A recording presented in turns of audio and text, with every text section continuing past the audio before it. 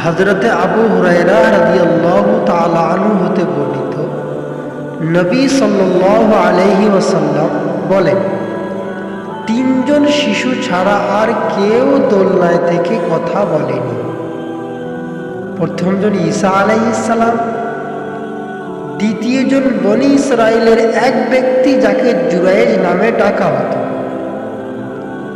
একদা ইবাদতে রত থাকা অবস্থায় তার মা এসে তাকে ডাকল। সে ভাবল, আমি কি তার ডাকে সাড়া দেব না নামাজ আদায় করতে থাকব? তার মা বলল, হে আল্লাহ, ব্যভিচারিণীর মুখ না দেখা পর্যন্ত তুমি তাকে মৃত্যু দিও। জুরাইজ তার ইবাদতখানায় থাকত। একবার তার নিকট একটি নারী আসলো, তার সঙ্গে কথা বলল, কিন্তু জুরাইজ তা অস্বীকার করল। অতঃপর নারীটি একজন রাখালের নিকট গেল এবং তাকে দিয়ে মনোবাসনা পূর্ণ করল। পরে সে একটি পুত্র সন্তান প্রসব করল। তাকে জিজ্ঞেস করা হলো, এটি কার থেকে? স্ত্রী লোকটি বলল, জুরাইজ থেকে।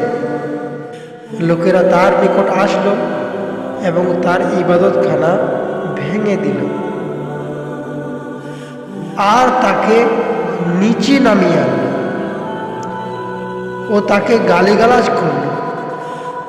তখন জুরাইজ উযু সেরে ইবাদত করল। অতঃপর নবজাত শিশুটির দিকে এসে তাকে জিজ্ঞেস করল, হে শিশু, তোমার পিতা কে? সে জবাব দিল, সেই রাখাল। তারা বলল, আমরা আপনার ইবাদতখানাটি সোনা দিয়ে তৈরি করে দিচ্ছি। সে বলল, না, তবে মাটি দিয়ে। তৃতীয়জন বনি ইসরাইলের একজন নারী তার শিশুকে দুধ পান করাচ্ছিল। তার কাছ দিয়ে একজন সুদর্শন পুরুষ আরোহী চলে গেল। নারীটি দোয়া করল, হে আল্লাহ, আমার ছেলেটি তার মতো বানাও। শিশুটি তখনই তার মায়ের স্তন ছেড়ে দিল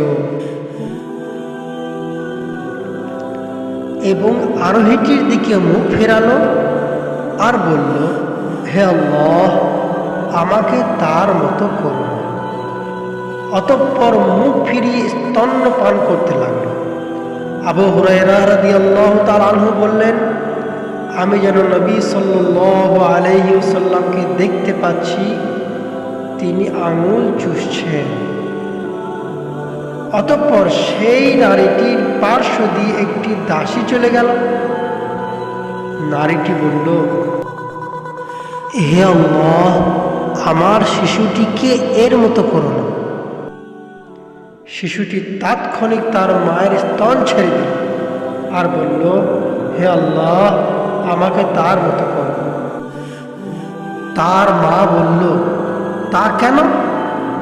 শিশুটি বলল, সেই আরোহীটি ছিল জালিমদের একজন, আর এ দাসীটির ব্যাপারে লোকে বলছে তুমি চুরি করেছ, জিনা করেছ, অথচ সে কিছুই করেনি।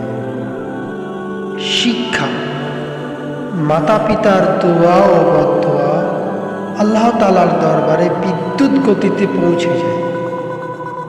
মাতা পিতার দোয়া ও বদদোয়া আল্লাহ তাআলার দরবারে বিদ্যুৎ গতিতে পৌঁছে যায়।